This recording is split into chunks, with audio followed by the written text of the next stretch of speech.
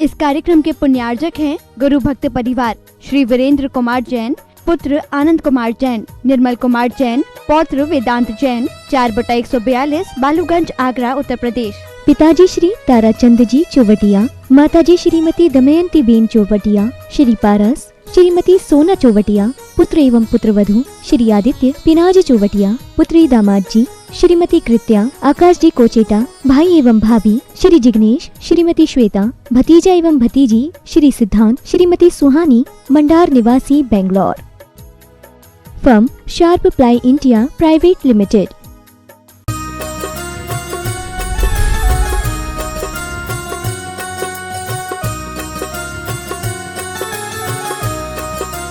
छत्तीसगढ़ शासन के राज्य अतिथि एवं हमारे परम पूज्य 108 परमान सागर जी महाराज कुनकुरी में विराजमान हैं और उनकी धर्म प्रभावना बढ़ रही है हम लोगों की।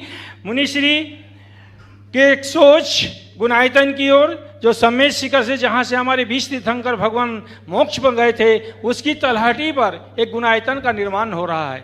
उस गुणायतन निर्माण में पूरे भारतवर्ष से पूरे विश्व के लोग उससे जुड़कर उस निर्माण कार्य को पूरा करने में अपना पूरा योगदान दे रहे हैं।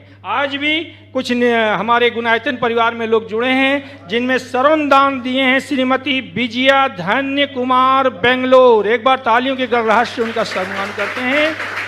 और निर्माण सारथी के रूप में जुड़े हैं डॉक्टर शरद कुसुम थोरा, डॉक्टर अंकित, डॉक्टर आकांक्षा थोरा, रिधान थोरा, इंदौर। उनके लिए भी हम सब ताली पर बजाकर उनका सम्मान कर रहे हैं।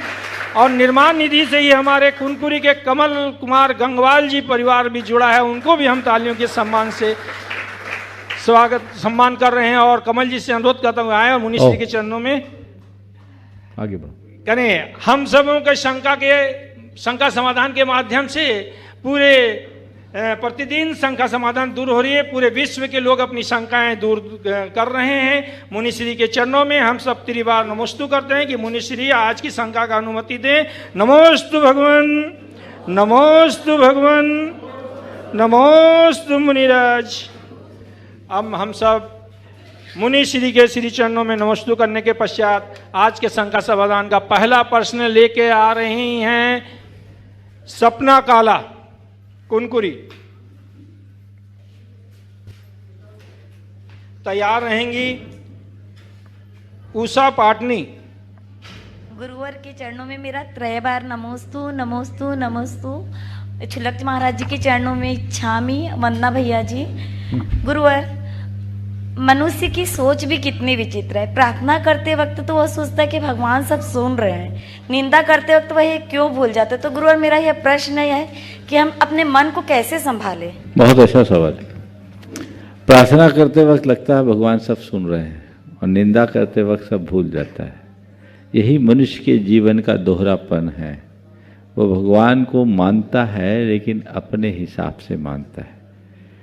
यही भूल जब तक बनी रहेगी तब तक जीवन ऐसा ही बना रहेगा। निंदा करते समय भी अगर हमें ऐसा समझ में आने लगे कि भगवान सुन रहे हैं तो बदल जाएगा। हमारी एक दुर्बलता इसके पीछे ये भी है कि हमने भगवान को मंदिरों तक सीमित मान रखा है।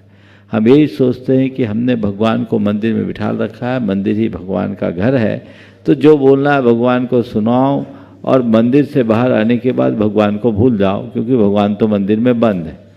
जिस दिन ये विश्वास बदलेगा और हमारे मन में ये बात बैठेगी कि मंदिर में विराजमान भगवान केवल मंदिर में नहीं है, कण कण में है, सब तरफ भगवान की दृष्टि है, भगवान सब देख रहे हैं और सुन रहे हैं, जीवन की धारा बदल जाएगी। उषा जैन पाटनी। तैयार रहेंगी कीर्ति काला। गुरुदेव के चरणों में मेरा बारंबार नमोस्तु नमोस्तु नमोस्तु। छुलक जी के चरणों में इच्छामी इच्छामी इच्छामी। मेरा प्रश्न यह है गुरुदेव, धर्म वॉशिंग पाउडर की तरह नहीं कि पहले इस्तेमाल करें फिर विश्वास करें, अपितु धर्म तो बीमा कंपनी जैसी है, जिंदगी के साथ भी तो जिंदगी के बाद भी। तो गुरुदेव, धर्म का उपयोग हमें किस तरीके से करना चाहिए, कृपया इसका समाधान। बहुत अच्छा वाक्य जिनका वाक्य है। दोनों विज्ञापन के वाक्यों का बहुत अच्छा उपयोग किया है। धर्म वॉशिंग पाउडर की तरह नहीं कि पहले इस्तेमाल करे फिर विश्वास करे। धर्म बीमा कंपनी की तरह है, जिंदगी के साथ भी और जिंदगी के बाद भी। बस इस वाक्य को आत्मसात कर लो, धर्म करने की प्रेरणा अपने आप मिल जाएगी, फिर अधिक कुछ कहने की आवश्यकता और अपेक्षा ही नहीं रही। प्रीति काला, तैयार रहेंगी शिल्पा रारा। महाराज श्री के चरणों में मेरा त्रय बार नमोस्तु, शुल्लक जी के चरणों में इक्षामी, भैया जी वंदना। महाराज श्री, मेरा प्रश्न यह है कि आजकल बच्चों को घरों में सारी सुख सुविधाएं प्राप्त हैं, तो ऐसे में हम उन्हें संसाधनों की कीमत कैसे समझाएं और उन्हें कम सुख सुविधाओं में भी जीना कैसे सिखाएं? मेरे संपर्क में एक सज्जन है, बड़े धनपति। उन्होंने अपने बच्चे को साधारण स्कूल में भर्ती कराया, जहाँ एसी की सुविधा नहीं थी, और घर से पैदल बस तक छोड़ने आए और नॉन एसी बस में सफर कराया। जिसके घर में सारी लग्जरी गाड़ियां हैं, वो व्यक्ति अपने बच्चे को सामान्य से बस में छोड़ रहा है, साधारण से स्कूल में पढ़ा रहा है। उससे किसी ने पूछा कि तुम्हारे पास इतने सुख साधन हैं, फिर बच्चे के साथ ऐसा क्यों? उन्होंने जो जवाब दिया वो आप सबको ध्यान रखने योग्य है। उन्होंने कहा, मेरे पिता बड़े गरीब थे और मैं इस स्कूल में पढ़ा जहां घर से फट्टी लेके जाता था, बोरे पे बैठ के पढ़ा। आज मेरे पास पैसा है, सुख साधन है, माना, लेकिन कोई जरूरी नहीं कि कल मेरे बेटे के पास भी पैसा रहे।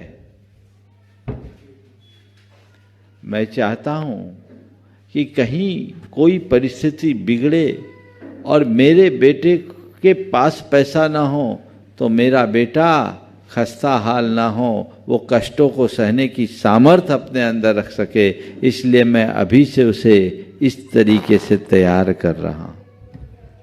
शिल्पा रारा, मान रहा हूं प्रेशर आप पर ज्यादा है, लेकिन मेरा कहना है कि सुख साधन होना अलग है, पर बच्चों को ज्यादा सुखिया बनाना मेरे ख्याल से बच्चों के भविष्य के साथ खिलवाड़ करना है। आजकल की जितनी जो है ना नई मम्मियां, मैं उनसे कहना चाहूंगा, वे अपने बच्चों के प्रति ज्यादा सक्रिय रहती है। हर बात में किसको ऐसा ना हो जाए, ऐसा ना हो जाए, ऐसा ना हो जाए, उसका ओवर ख्याल। मैं कहता हूं ऐसा करने वाली मां कहीं कहीं उसकी शत्रु बन रही है। उसके रेजिस्टेंस पावर को डेवलप ही ना होने दे, प्रकृति के साथ जूझने की शक्ति ही विकसित ना होने दे, प्रकृति के साथ सामंजस्य बनाने की सामर्थ्य विकसित ना होने दे, तो बच्चा आगे क्या करेगा? वो पोंगा रह जाएगा। इसलिए बच्चों को थोड़ा खुलने और खिलने का अवसर दो, उसे पकाओ। जो सहता है वही समर्थ बनता है। कष्ट सहिष्णुता का पाठ अगर संतान को पढ़ाया जाए तो आगे चल कर के वो बहुत विकसित हो सकते हैं।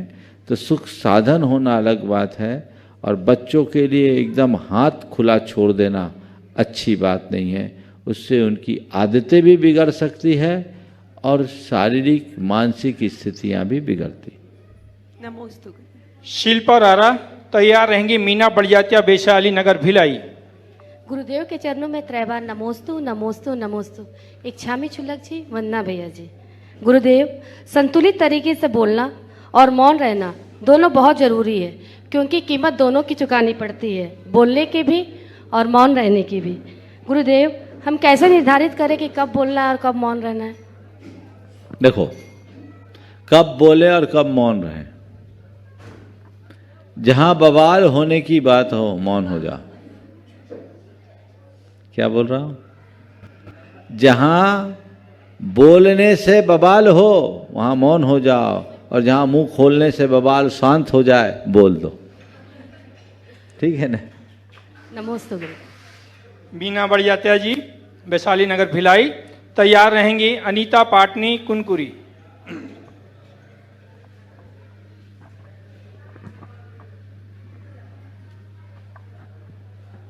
गुरुदेव के चरणों में मेरा नमोस्तु। छुल्लक जी के चरणों में इच्छामि इच्छामि। गुरुदेव, मेरा प्रश्न यह है कि कोई गंभीर बीमारी का शिकार हो और उपचार के लिए पैसे नहीं हो, क्या धन के अभाव में मरण को प्राप्त हो जाएगा या आयु के क्षय से मरण को प्राप्त होता है? धन मरते हुए को बचाने का सामर्थ्य रखता है? देखो, अगर कोई व्यक्ति गंभीर रूप से बीमार है और उसके पास धनाभाव है, तो धनाभाव उसके पास है, समाज के पास नहीं।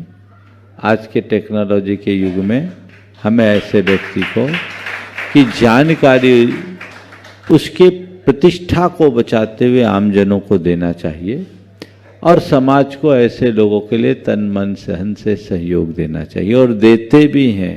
अगर किसी भी सामाजिक बंधु के ऊपर इस तरह की कोई स्थिति होती है तो मैं समझता हूँ कि अर्थाभाव उसके इलाज में कारण बाधक नहीं बनता। लोग 100 हाथ आगे बढ़ा करके उसका सहयोग करते हैं। लेकिन मैं आपके सवाल की दिशा को थोड़ा मोड़ते हुए कह रहा हूँ कि पर्याप्त पैसा हो तो भी व्यक्ति बचे, ये कोई जरूरी नहीं है। उत्तम से उत्तम चिकित्सा भी व्यक्ति के प्राण बचाने में कारण नहीं बनती। प्राण तो व्यक्ति की आयु के रहने पर बचता है। अगर आयु है तो तुम्हें कोई हिला नहीं सकता, और आयु पूरी हो जाए तो कोई झिला नहीं सकता। इसे गांठ में बांध के रखो और उसी अनुरूप। अनीता पाटनी। तैयार रहेंगी अन्नू बड़ियात्या। नमोस्तु महाराज जी, इच्छामि छुल्लक जी। मनुष्य को भरी जेब कई गलत रास्तों में ले जा सकती है और खाली जेब बहुत सारी चीजों का मतलब सिखा देती है। इसका समाधान बताइए महाराज। बिल्कुल अच्छा वाक्य है। भरी जेब कई गलत रास्तों पर ले जा सकती है और खाली जेब चीज़ों का महत्व समझा सकती है। देखिए, जब जेब भरी होती है तो मनुष्य के सामने कोई मर्यादा नहीं बचती, कोई लिमिट नहीं रहती। वो चाहे जो, चाहे जिधर, चाहे जैसे पैसे को बहा सकता है, यदि उसकी विवेक बुद्धि असंतुलित है तो। और जब जेब खाली हो और कोई चीज़ जरूरी हो तो उसे समझ में आता है चीज़ों का महत्व कैसा है। तो जिन्होंने भी ये वाक्य कहा है उनका ये वाक्य बहुत बोधप्रद है और हमें सीखना चाहिए। और थोड़ा सा संशोधित करते हुए मैं कहूँगा, जब जेब भरी हो तब भी यदि हम चीज़ों के महत्व और उपयोगिता को समझकर काम करें तो हमारी जेब कई खाली जेब का उद्धार करने में कारण बन सकती है। अन्नू बड़ियात्या। तैयार रहेंगे प्रकाश चंद जी रारा साहब, हमारे उपाध्यक्ष जैन समाज कुनकुरी। महाराज जी के चरणों में बारंबार नमोस्तु, छुल्लक जी के चरणों में इच्छामि। महाराज जी, हमारे एक परिचित थे जो बहुत कम उम्र में चले गए। बहुत हेल्दी हैप्पी पर्सनैलिटी, हमेशा चेकअप करवाने वाले, जिम योगा सब करने वाले। डॉक्टर्स भी हैरान थे कि इनको अचानक से हार्ट अटैक क्यों आया, समझ में नहीं आया। तो घर के बड़े और सब ने कहा कि इसको बहुत बुरी नज़र लग गई टाइप्स। तो महाराज जी, ऐसा होता है क्या? किसी की बुरी नज़र हमारा अहित कर सकती है क्या? और कहते हैं कि सबसे ज़्यादा बुरी नज़र, सबसे ज़्यादा नज़र तो माँ की लगती है। जैसे कहते हैं हम बच्चा अच्छे से खाना खा ले तो आज मेरा बच्चा अच्छे से खाना खा लिया, आज प्यारा दिख रहा है, ये वो तो नज़र लग जाती है उसकी। तो माँ की नज़र तो बुरी नहीं होती। समाधान करिए। देखिए, नज़र बुरी होती है नहीं, पर नज़रिए का असर तो मैंने देखा है। समझ गए? तो नज़र के विषय में तो कई तरह की दृष्टियां हैं। कई लोग इसे अंधविश्वास भी मानते हैं, लेकिन नज़रिया के विषय में कोई दो राय नहीं। चीज़ों को देखने का जैसा नज़रिया हो हमारा जीवन वैसा बनता है। इसलिए हम हमेशा अच्छे नज़रिए से चीज़ों को देखने की कोशिश करें। आपने जो बात अभी कही, हृष्ट पृष्ठ व्यक्ति की असामयिक मृत्यु या आकस्मिक मृत्यु क्या किसी के नज़र लगने से हो सकती है? इसे एक संयोग के रूप में भी देखा जा सकता है। हम लोग 1988 में ललितपुर से आ रहे थे जबलपुर की ओर। रास्ते में एक आम का पेड़ था जिसकी एक डाल में हजारों आम थे और बाकी पूरे आम का पेड़ में एक भी आम नहीं, एक ही डाल में हजारों आम। कुछ लोगों ने कहा कि देखो देखो देखो इस पेड़ की एक डाल में कितना आम है, और हम लोग उसको 100 मीटर से देख रहे हैं और देख के क्रॉस किए हैं। 100 मीटर आगे नहीं बढ़े होंगे, वो डाल टूट के नीचे गिर गए। अब लोगों ने बोला ये नजर लग गई। मैंने कहा भैया ये कोइंसिडेंस है, इसे तुम नजर बोल रहे हो, मैं नहीं मानता। अगर ऐसे नजर लगने से चीजें गिर जाए तब तो फिर सब पे नजर गड़ा के रखो। हो सकता है उस डाल में लोड ज्यादा हो, हजारों आम, डाल बहुत मोटी नहीं थी, वजन अधिक होने से या कुछ अलग से वाइब्रेशन हुआ हो, गिर गया। लेकिन लोक में ऐसी बातें होती। हम लोगों के यहाँ नज़र क्या है, नज़र किसी के ऊपर भी लगती है तो क्या है, हमारे द्वारा छोड़े गए जो पॉजिटिव वाइब्स होते हैं ना, उसको जब हमारी बॉडी झेल नहीं पाती तो एक प्रकार का रिएक्शन है। तो जो हमारे शुभ चिंतक हैं वो शुभाशंसा करे तो उससे हमारे शरीर में जो उनके द्वारा प्रक्षिप्त ऊर्जा है उसे हमारा शरीर स्वीकार नहीं कर पाता कभी कभी। तो उसको कई तरह के टोटके करने से ठीक हो जाते हैं। आप लोग लून राई करते हैं या कई तरीके से करते हैं और सामने वाला स्वस्थ होता दिख जाता है। थोड़ी देर पहले शरीर में फीवर है, भूख नहीं लग रही, नींद नहीं आ रही, अनमनापन हो रहा है, सिर भारी हो रहा है, और इधर किया मामला ठीक। तो इसका मतलब क्या हुआ, जो ऊर्जा की धार थी उसे परिवर्तित कर दिया गया। एक कारण ये, अथवा ये सामने वाले के ऊपर सकारात्मक प्रभाव भी हो सकता है। समझ गए? तो सकारात्मक प्रभाव जो होता है वह भी लोगों को परिवर्तित कर देता है, भाव दशा बदल जाती है, तो वो चीज़ें बदल जाती। मेडिकल की भाषा में दो बड़े अच्छे शब्द आते हैं,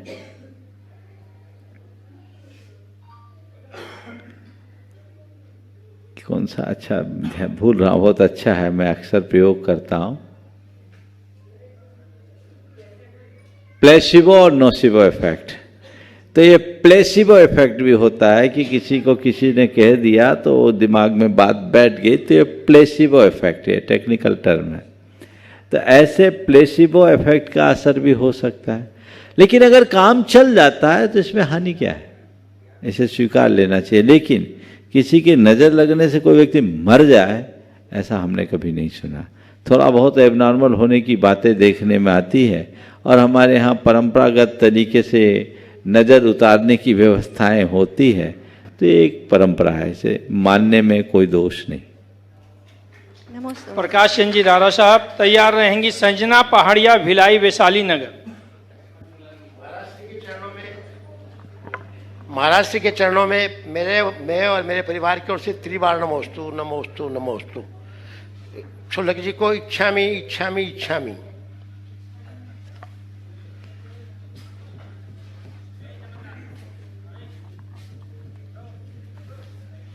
आपके सामने खड़ा होना था इसलिए मैं आज खड़ा हो गया। मैं अपने आप को भाग्यवादी मानता हूँ। मैं व्यापारी हूँ, कई बाधा आई और पार हो गई, कई बाधा आई और पार हो गई। हम एक ही फोन पर एक ही समय में 2 सौदा करते हैं। एक में नफा होता है और एक में नुकसान होता है, ऐसा क्यों? यही तो संसार है और इसी से सीखो, कभी लाभ कभी नुकसान। इसलिए लाभ में हर्षित मत हो और नुकसान में कभी दुखी मत हो। ये खेल है। देखो मैं एक बात बताता हूँ। एक दिन मैं अपने प्रवचन में ये बात कह रहा था कि नफा नुकसान तो लगा हुआ है, कर्म का चक्र है, संयोग है। लाभ को भी अपना मत मानो, नुकसान को भी अपना मत मानो। लाभ हानि में संभाव रखो। जो बात आपने कही उससे ही मिलती जुलती बात मेरे प्रवचन की समाप्ति के तुरंत बाद एक सज्जन ने मुझसे कहा कि महाराज कल मेरे साथ ऐसे ही हुआ। तो क्या हुआ? बोले मेरा एक आदमी तकादा करके आ रहा था, शक्कर का उनका बड़ा काम था, तकादा वसूल करके आ रहा था, बिहार की बात है, और उसका पैसा लूट लिया गया। 5.5 लाख रुपए चले गए। मुनीम से लोगों ने लूट लिया। मेरे पास एक खबर आई कि 5.5 लाख रुपए लूट लिया गया। और उस खबर के 5 मिनट के बाद उनके पास उनके बेटे का फोन आया जो एक दूसरे प्रदेश में था कि उनका एक जमीन का सौदा था जो बहुत दिन से रुका हुआ था और वो सौदा पूरा हो गया। 20 लाख सरप्लस आया। बोले महाराज मैं सोच रहा था किस पर हंसूं किस पर रोऊं, 5 लाख के नुकसान पर रोऊं या 20 लाख के फायदे पर हंसूं। समझ गए? इसलिए गुरुदेव कहते हैं किसको तजूं भजूं, किसको सबका साक्षी हो जाऊं। किसको छोड़े किसको पकड़े, सबका साक्षी हो जाओ। ये श्रद्धान बनाओ। तो नफा नुकसान कहते एक फोन में नफा और दूसरे फोन में नुकसान, एक सौदे में फायदा एक सौदे में नुकसान। तो चक्र चलता है, समझदारी से काम करें। संजना पहाड़िया भिलाई तैयार रहेंगे। गोविंद हेडा कुनकुरी। गोविंद हेडा जी। गुरुवर के चरणों में मेरा त्रैबर नमोस्तु नमोस्तु नमोस्तु। क्षुल्लक जी को इक्षामि, भैया जी को वंदना। महाराज श्री, मेरा प्रश्न यह है कि यदि किसी के भीतर दान करने का भाव नहीं आता है या वह दान करने के लिए सामर्थ्य नहीं है तो वह क्या धर्मात्मा हो सकता है, और यदि हाँ तो कैसे, और नहीं तो क्यों? दान करने की सामर्थ्य से शून्य व्यक्ति के धर्मात्मा होने में कोई हानि नहीं है।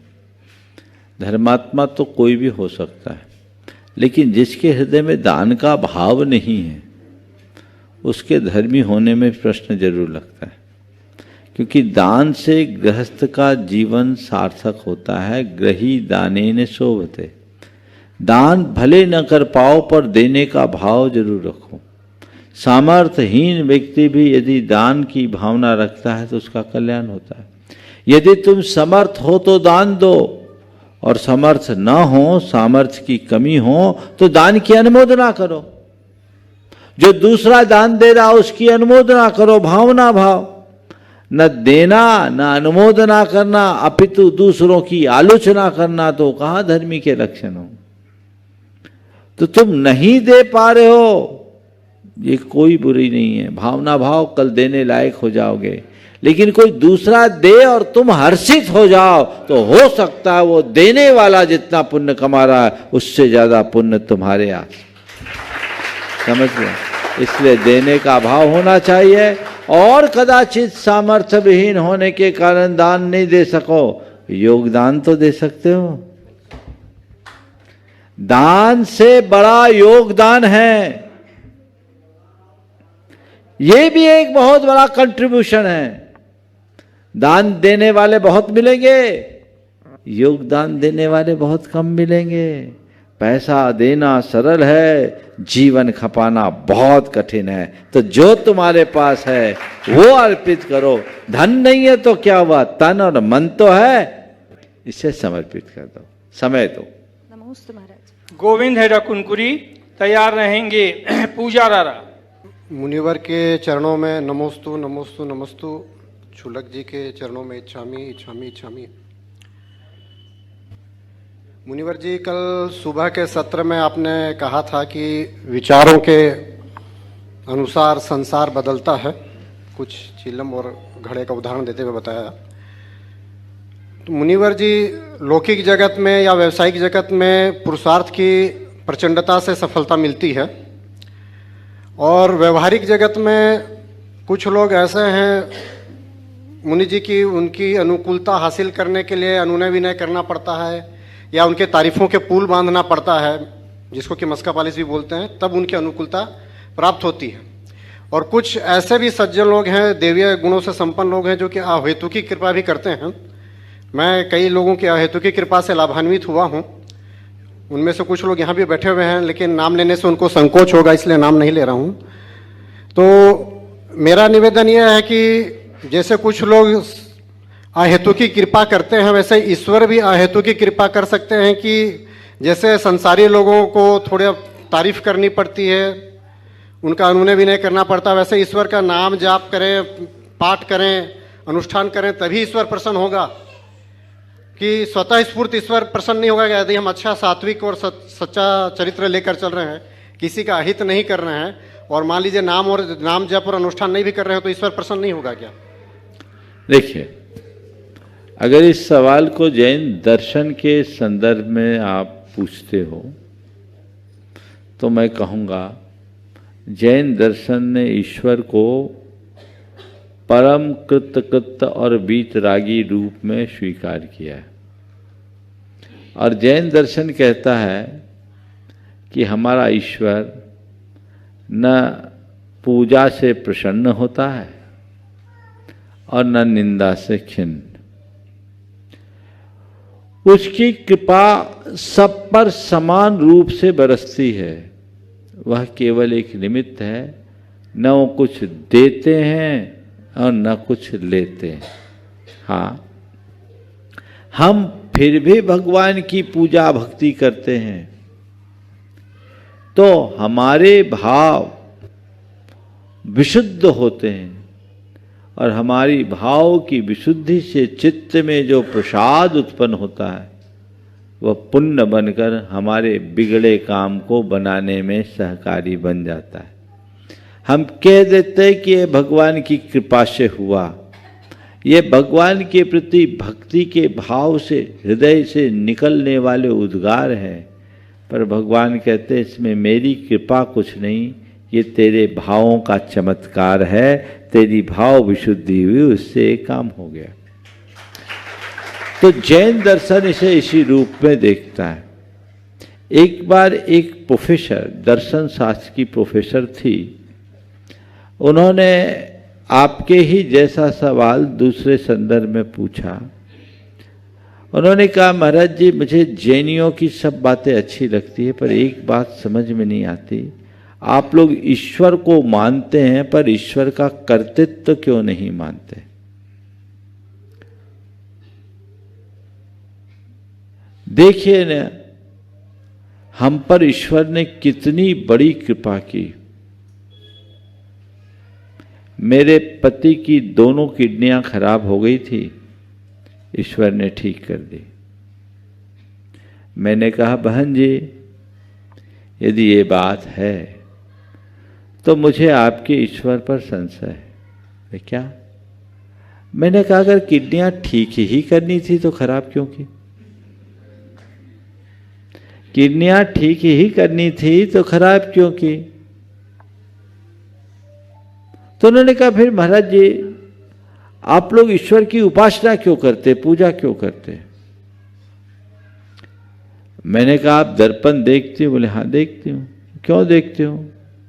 बोले इसलिए कि चेहरे में कोई दाग धब्बा ना हो। चेहरे में कोई दाग धब्बा ना हो इसलिए देखते हूँ। अच्छा, मतलब दर्पण आपके चेहरे के दाग धब्बे को साफ कर देता? नहीं नहीं, दर्पण हमारे चेहरे के दाग धब्बे को साफ नहीं करता। हम दर्पण में अपने दाग धब्बे को देखकर स्वतः उसे साफ कर लेते। तो मैंने कहा, बहन जी मैं आपसे इतना ही कहना चाहूँगा, हमारा ईश्वर एक दर्पण है जिसमें हम अपनी छवि को निहारते हैं और हृदय की विशुद्धि से दाग धब्बे को साफ कर लेते हैं। जैन दर्शन ने ईश्वर को केवल इसी तटस्थ भूमिका में रखा है। जैन दर्शन कहता है तुम्हारे शुभ अशुभ परिणाम ही, तुम्हारे शुभ अशुभ भाव ही तुम्हारे उत्थान और पतन का कारण बनते हैं। समझ गए? तो इसको उस तरीके से देखा जा सकता है। नमस्ते मुनि। पूजा रारा तैयार रहेंगे। अजय गंगवाल। गुरुवर के चरणों में बारंबार नमोस्तु नमोस्तु नमोस्तु। छुलक जी के चरणों में इच्छामि इच्छामि इच्छामि भैया जी को वंदना। हम धर्म की प्रभावना बढ़ाने के लिए पोस्टर, बैनर, फ्लैग, महाराज जी भगवान के फोटो लगवाते हैं, पर जब वही फोटो जमीन पर गिर जाते हैं तो उन पर जानवर, मनुष्य, गाड़ी आदि चला करते हैं। तो इसका समाधान क्या है और इसका दोष हम पर लगता है क्या? ये सवाल तब उठा जब भगवान बाहुबली का सहस्राब्दी महोत्सव मना। उससे पूर्व 25वां निर्वाण महोत्सव मना कि भगवान की मुनियों की तस्वीरों को अखबारों में छापा जाए कि नहीं, या इश्तहारों में लगाया जाए कि नहीं, क्योंकि उससे अभिनय होती है। एक वर्ग था जो कहता था ये सब न लगाया जाए, पर दूसरा वर्ग था जो कहता था कि इसको लगाए बिना हम धर्म की सही प्रभावना नहीं कर सकते, दिगंबरत्व के गौरव को जगत व्यापी नहीं बना सकते।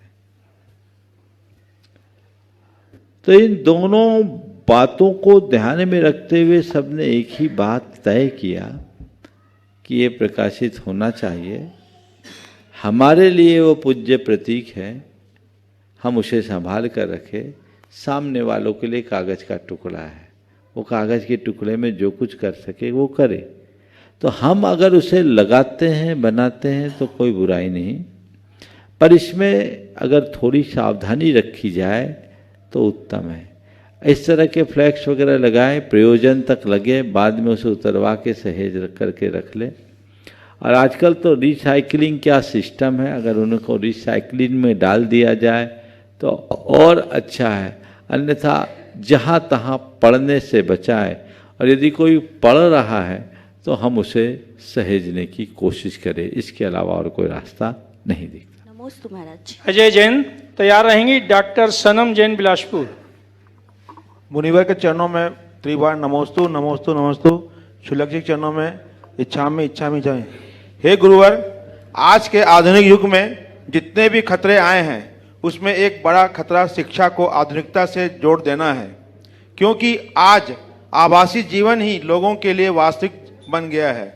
देश में बहुत कम लोग होंगे जो पढ़ाई पूरी करने के बाद भी पढ़ते होंगे, जबकि शिक्षा का सबसे बड़ा स्वाद यह है कि जिस दिन से आरंभ होती है सीखना अंतिम सांस तक चलता है। तो मेरा सवाल यह है महाराज श्री की, क्या शिक्षा का मूल स्वाद पारंपरिक होना चाहिए? इस विषय में काफ़ी चर्चा हुई और अनेक बार मैंने मार्गदर्शन दिया। हमारी भारत की शिक्षा के जो मूल तत्व थे उन्हें आत्मसात कर लिया जाए तो ये सारी बातें सहज घटित हो सकती। शिक्षा का मतलब केवल पढ़ाई नहीं, शिक्षा का मतलब है सीख, जो हमारे जीवन को अच्छा बना सके, जो हमारे जीवन को अनुशासित कर सके, जो हमारी ज्ञान वृद्धि का कारण बन सके, वो सब शिक्षा है और इसका कोई अंत नहीं होता।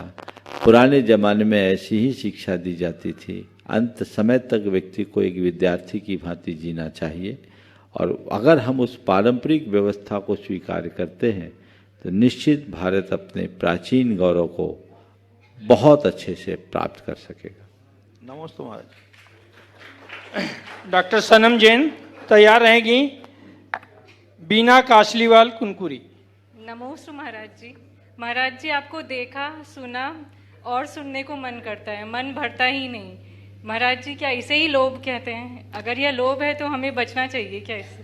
हम तो मन भरने के लिए सुनाते नहीं, हम तो प्यास जगाने के लिए सुनाते हैं। अगर प्यास जग गया, प्यास जग गई तो आपने सुन लिया, और जिनकी प्यास बुझ गई उनने नहीं सुना। तो अच्छे से प्यास जग जाए, जिसके प्यास जगती है उसके प्रयास अपने आप शुरू हो जाते हैं। अच्छा है, आपने अगर सुना है और सुन कर के प्यास जगा है, इस प्यास को और बनाए रखे। भगवान आपको आखिरी समय तक अतृप्त बनाए रखे। बीना काशलीवाल तैयार रहेंगे। शुभम काशलीवाल। महाराज जी को मेरा नमोस्तु नमोस्तु, चुलक जी को मेरा इच्छामी इच्छामी।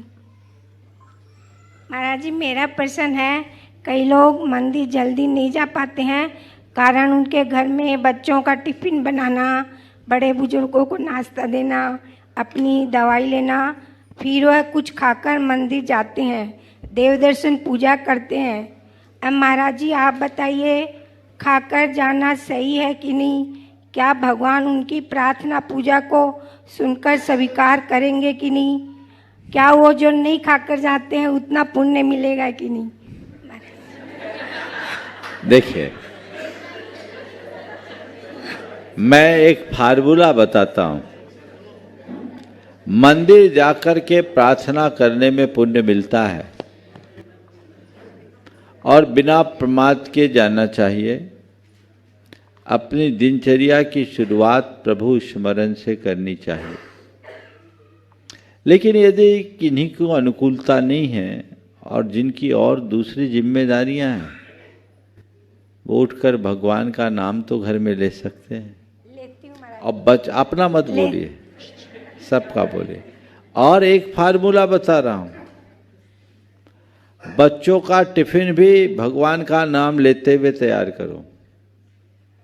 अपने पति का नाश्ता भी भगवान का नाम लेते हुए बनाओ, तो उनके लिए गुणकारी होंगे।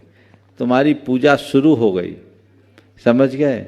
और फिर कोशिश करो कि हम पहले भगवान का दर्शन करें, उसके बाद अन्न ग्रहण करें। अगर शक्ति नहीं हो तो अन्न पानी ग्रहण करके भी जा सकते हैं। नहीं जाने से अच्छा है जैसे जा सके जाए। और बिल्कुल आकुलता में मंदिर नहीं जाना चाहिए, सब चीज़ों को सेट करके जाना चाहिए। लेकिन इतना फैलार भी नहीं करना चाहिए कि 12 बज जाए। नहीं, फटाफट काम को आप सलटाइए और अपनी प्राथमिकता बदलिए। हमें मंदिर जाना है, प्राथमिकता में होने।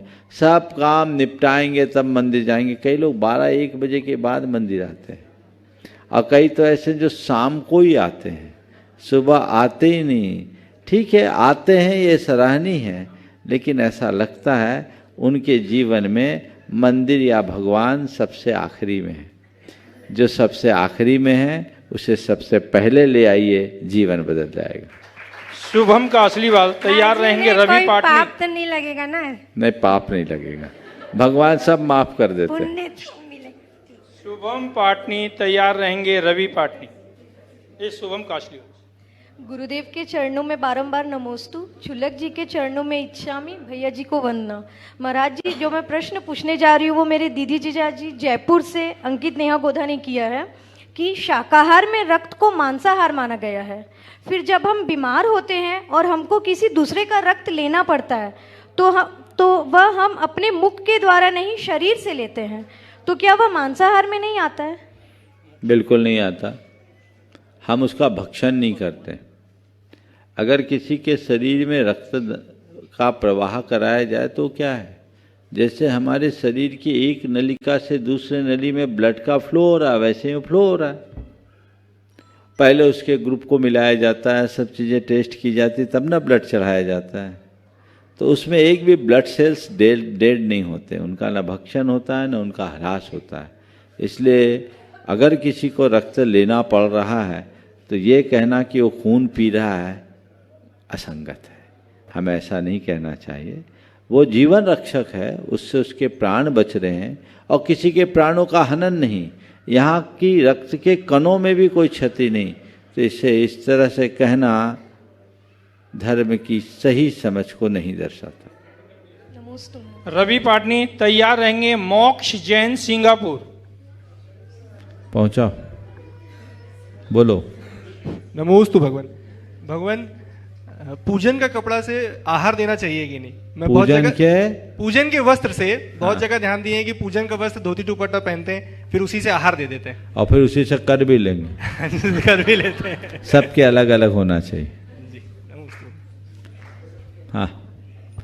मोक्ष जैन सिंगापुर। तैयार रहेंगे सम्यक पाटोदी जशपुर। नमोस्तु महाराज जी, इच्छामी छुल्लक जी, वंदना भैया जी। महाराज जी, पेट्स क्यों नहीं घर पे रख सकते?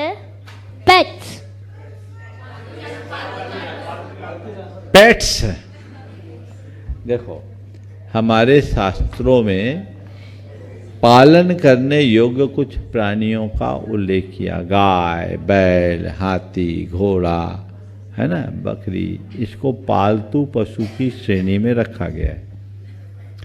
इनका पालन कर सकते हैं, लेकिन कुत्ते, बिल्ली आदि क्रूर प्राणी कहलाते हैं। क्या कहलाते हैं?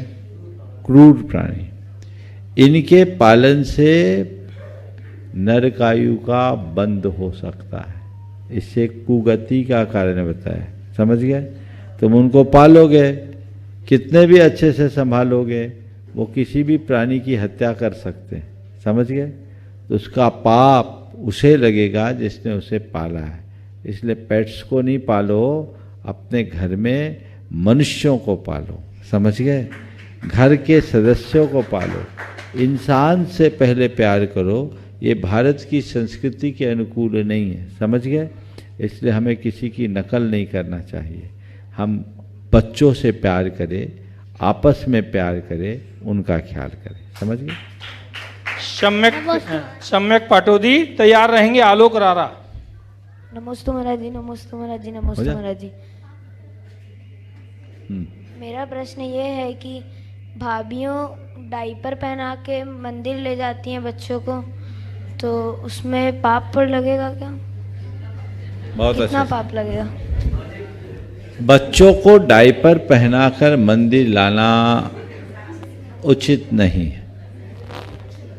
आप मंदिर अगर बच्चों को ला रहे हैं तो पहले घर में निर्वित्त करा लें, शुद्ध रखें, फिर मंदिर ले आए। और बहुत छोटे बच्चे हैं तो ज़्यादा देर मंदिर में न रहें, उसे घर पहुंचा दें, कोई और संभाल ले। लंबे समय तक है और डायपर रखे और बच्चों ने कुछ कर दिया तो वो अशुद्धि तो होगी। जब तक शरीर के भीतर है तब तक वो अशुद्धि अशुद्धि नहीं कहलाती, पर शरीर से बाहर होने पर वो अशुद्धि हो जाती है। इसलिए इसका पूरा ख्याल रखना चाहिए। और थोड़े समय की बात है, बच्चे जब बड़े हो जाते हैं तो अपने आप समझदार हो जाते हैं। इसलिए जब तक बच्चों में समझ नहीं है, उनकी माताओं को इस बात का पूरा ख्याल रखना चाहिए। नीलम रारा। तैयार रहेंगी रिमझिम जैन। नीलम रारा। नमोस्तु नमोस्तु नमोस्तु। छुलक जी के चरणों में इच्छामी इच्छामी इच्छामी। महाराज जी, मेरा प्रश्न ये है कि हमें हमेशा मौन रहने की सलाह दी जाती है कि कोई भी परिस्थिति हो नहीं बोलना चाहिए या मौन रहना चाहिए, तो क्या हर परिस्थिति में मौन रहना उचित है? अगर हमारे बोलने से बवाल होता है तो मौन रहने में ही अच्छा है। तो जिस परिस्थिति में बोलने का अर्थ अच्छा नहीं है, वहां मौन रहना ही अच्छा है। चलिए। रिमझिम जैन। तैयार रहेंगी पूजा पाटनी। मुनिश्री के चरणों में मेरा नमस्तु। महाराष्ट्र, मेरा ये प्रश्न है कि जैसे हम गंधोदक लेते हैं तो उसे आँखों में लगाने के बाद, माथे में लगाने के बाद हम अक्सर ऐसा करते हैं कि बालों में लगा लेते हैं, तो वो करना उचित है या नहीं है? उससे हमें क्या? उत्तमांग में गंधोदक लगाया जाता है। सिर उत्तमांग होता है, उसको बाल मत मानो। माथे पे लगाओ, सिर पे लगाओ, ये उत्तमांग है, कहीं भी लगा। नमस्ते। पूजा पाटनी। तैयार रहेंगे बसंत रारा। गुरुवर के चरणों में बारंबार नमोस्तु नमोस्तु नमोस्तु। छुल्लक जी को इच्छामी। महाराज जी, हम अच्छा बन के भला करना तो चाहते हैं, फिर भी सामने वाला बिना कुछ सोचे अगर आपको ही गलत ठहराए तो उन परिस्थिति में क्या करना चाहिए? इससे अपना कर्म का उदय मान करके स्वीकार लेना चाहिए और सोचना चाहिए अच्छा करने के बाद भी बुरा हो रहा है तो बुरा करने पर न जाने क्या होगा, इसलिए मुझे और अच्छा करना है। चलिए। अमन जैन, नयन जैन, ललितपुर। परम पूज गुरुदेव के चरणों में बारंबार नमोस्तु नमोस्तु नमोस्तु। गुरुदेव, मेरी शंका यह है कि हमारा अभिषेक करने में और देव दर्शन करने में तो बहुत मन लगता है, लेकिन जब पूजन की बारी आती है तो आलस सा आ जाता है, कौन द्रव की थाली लगाए, और जब पूजन करते भी हैं तो उसमें भी मन विचलित हो जाता है। तो महाराज जी, इसके लिए क्या समाधान है? देखिए, अभिषेक अच्छी चीज़ है, अभिषेक करना चाहिए। अभिषेक के बाद समय निकाल करके पूजन भी करना चाहिए। अगर किसी को व्यस्ततावश न कर पाए तो पूजा अभिषेक के बाद अर्घ अर्पण कर देना भी एक प्रकार की पूजा है। इसलिए दोनों करो अति उत्तम है। दोनों न कर पाओ तो अभिषेक को तो कम से कम करो ही, और उससे अपने आप को कृतार्थ महसूस करो। लेकिन पूजा में रुचि जगाओ, और रुचि जगाने के बाद पूजा करने का अपने आप मनोभाव बढ़ेगा, उत्साह जगेगा। एक बार पूजा का रस लग जाए तो बहुत आनंद आएगा। ये सोचो कि हम भगवान को बुला लिए, अभिषेक कराए, पूजन नहीं करे तो हमारा अभिषेक अधूरा है। इतना सोचने लगो तो अभिषेक के प्रति रुचि जगेगी। अनूप जैन तैयार रहेंगी, बेला पाटनी। पीछे कोई नाम बोला हुआ है जी, एक बोलो। अभी लेता हूं। अच्छा हाँ बोलो। अनूप। आलोक आलोक रार। नमोस्तु महाराज श्री। बोलो बोलो। नमोस्तु महाराज श्री। इच्छामी छुलक जी, मेरा प्रश्न है महाराज श्री कि अभी जो पाश्चात्य संस्कृति हिसाब से हम लोग Brother's Day, Father's Day, Mother's Day बना रहे हैं, डॉटर्स डे, और रोज कुछ ना कुछ नया डे चलने में आता है, सुनने में आता है। हमें मनाना चाहिए या नहीं मनाना चाहिए? बिल्कुल नहीं मनाना चाहिए। हमारे लिए कोई एक दिन के लिए नहीं, जिंदगी भर के लिए। चलो। गुरुदेव के चरणों में कई बार नमोस्तु नमोस्तु नमोस्तु गुरुदेव। गुरुदेव, लोग बोलते हैं, हाँ गुरुदेव लोग बोलते हैं कि मेरा देश बदल रहा है। लोग बोलते हैं कि मेरा देश बदल रहा है। एक समय ऐसा था कि नारी के कपड़े उतर जाने की कोशिश करने पर महाभारत हो गई थी। और अब एक समय ऐसा है कि नारी के तन को ढकने को कह दो ना तो महाभारत हो जाती है। गुरुदेव, इसका शंका समाधान करें। बहुत अच्छा वाक्य है। देश नहीं बदल रहा, देश तो ज्यों का त्यों है, लोगों का दिमाग बदल रहा है। एक बार किसी ने कहा कि जमाना बदल गया, तो बोले जमाना में क्या बदलता है? सूरज तो पहले भी पूरब से उगता था, आज भी पूरब से उगता है, पश्चिम में ढलता था, आज भी पश्चिम में ढलता है। जमाना बदलने का मतलब क्या है? तो उत्तर दिया कि आज से 40 बरस पहले जब मैं जवान था, अपने घर के छत पर खड़ा था और पड़ोस के घर में एक महिला स्नान कर रही थी। अचानक मेरी दृष्टि गई, मेरी आंखें झुक गई और मैं तुरंत नीचे आ गया। 40 बरस बाद अब मैं जब बूढ़ा हो गया तो एक रोज वापस उस छत पर खड़ा था और उधर कोई स्त्री स्नान कर रही थी, तो मैं ठिठक कर देख रहा था। बस यही बदलाव है। समझ गए? तो जमाना नहीं बदला, हमारी मानसिकता बदली है, और ये बदली हुई मानसिकता ही सबका परिवर्तन कराती है। बेला पाटनी, और उसके बाद मैं गुरुदेव श्री आदर्श सागर जी महाराज के चरणों में जाऊंगा कि वो ऑनलाइन? आज ऑनलाइन नहीं, जाप होगी। बेला पाटनी जल्दी करो। कौन है? नहीं है। हो गया महाराज जी ऑनलाइन लो, एक ले लो। महाराज जी के चरणों में कुर्शा नमन। एक सवाल। नितिन जैन बागपत से प्रश्न कर रहे हैं, महाराज श्री किसी ने क्या खूब कहा है कि सब्र कोई कमजोरी नहीं होती है, ये वो ताकत है जो सब में नहीं होती है। तो महाराज श्री मेरी शंका यह है कि सब्र कब तक रखें, समाधान करें। सब्र कब तक रखें? जब तक उसका फल न मिल जाए। हमेशा एक बात ध्यान में रखिए कि सब्र का फल मीठा होता है, तो मीठा फल चखने तक सब्र रखो। अगर सब्र रखे और फल नहीं चखा तो सब्र रखा क्या? इसलिए अंतिम क्षण तक सब्र रखना चाहिए। हमारी थोड़ी सी अधीरता बने बनाए काम को बिगाड़ देती है।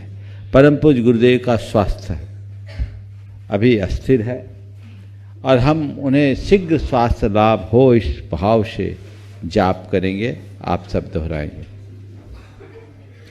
ओम ह्रीं अर्हंसि पार्श्वनाथ जिनेन्द्राय नमो नमः।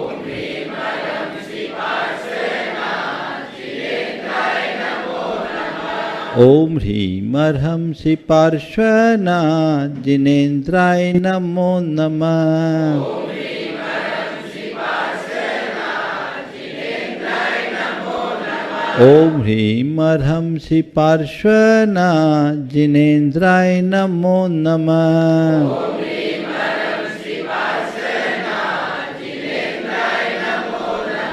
ओम ह्रीं अर्हं श्री पार्श्वनाथ जिनेन्द्राय नमो नमः। ओम ह्रीं अर्हं श्री पार्श्वनाथ जिनेन्द्राय नमो नमः। ओम ह्रीं अर्हं श्री पार्श्वनाथ जिनेन्द्राय नमो नमः। ओम ह्रीं अर्हं श्री पार्श्वनाथ जिनेन्द्राय नमो नमः। ओम ह्रीं अर्हं श्री पार्श्वनाथ जिनेन्द्राय नमो नमः। ओम ह्रीं अर्हं श्री पार्श्वनाथ जिनेन्द्राय नमो नमः। ओम ह्रीं अर्हं श्री पार्श्वनाथ जिनेन्द्राय नमो नमः।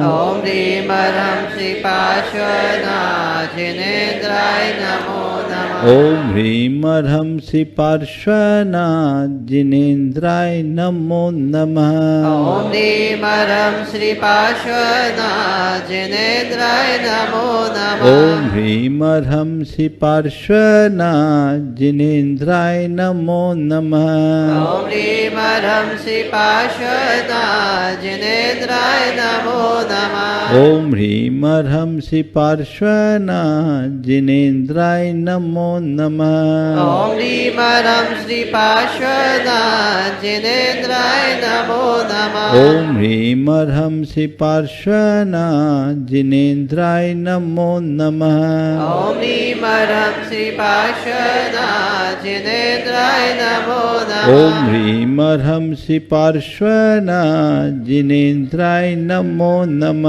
ओम ह्रीं अर्हं श्री पार्श्वनाथ जिनेन्द्राय नमो नमः। ओम ह्रीं अर्हं श्री पार्श्वनाथ जिनेन्द्राय नमो नमः। ओम ह्रीं अर्हं श्री पार्श्वनाथ जिनेन्द्राय नमो नमः। ओम ह्रीं अर्हं श्री पार्श्वनाथ जिनेन्द्राय नमो नमः। ओम ह्रीं अर्हं श्री पार्श्वनाथ जिनेन्द्राय नमो नमः। ओम ह्रीं अर्हं श्री पार्श्वनाथ जिनेन्द्राय नमो नमः। ओम ह्रीं अर्हं श्री पार्श्वनाथ जिनेन्द्राय नमो नमः। ओम ह्रीं अर्हं श्री पार्श्वनाथ जिनेन्द्राय नमो नमः। ओम ह्रीं अर्हं श्री पार्श्वनाथ जिनेन्द्राय नमो नमः।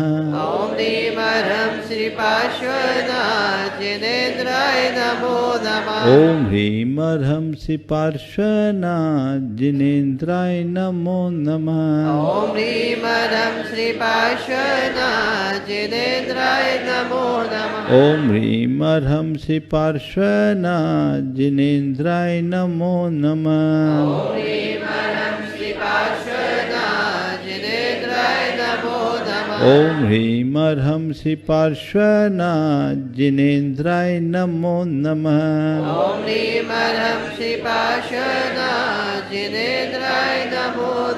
ओम ह्रीं अर्हं श्री पार्श्वनाथ जिनेन्द्राय नमो नमः। ओम ह्रीं अर्हं श्री पार्श्वनाथ जिनेन्द्राय नमो नमः। ओम ह्रीं अर्हं श्री पार्श्वनाथ जिनेन्द्राय नमो नमः। ओम ह्रीं अर्हं श्री पार्श्वनाथ जिनेन्द्राय नमो नमः। ओम ह्रीं अर्हं श्री पार्श्वनाथ जिनेन्द्राय नमो नमः। ओम ह्रीं अर्हं श्री पार्श्वनाथ जिनेन्द्राय नमो नमः। ओम ह्रीं अर्हं श्री पार्श्वनाथ जिनेन्द्राय नमो नमः।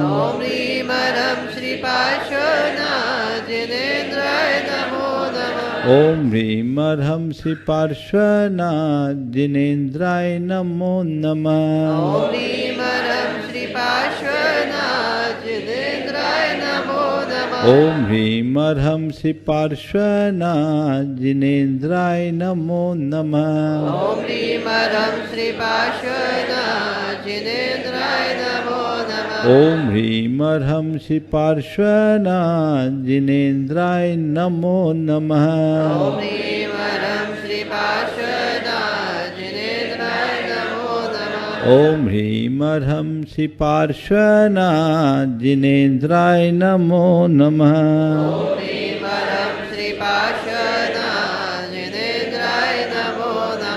जय बोलो चिंतामणि श्री पार्श्वनाथ भगवान की जय। परम पूज्य आचार्य गुरुवर श्री विद्यासागर जी महाराज की जय। मुनि श्री प्रमाण सागर जी महामुनि राज की जय। मुनि संघ की जय।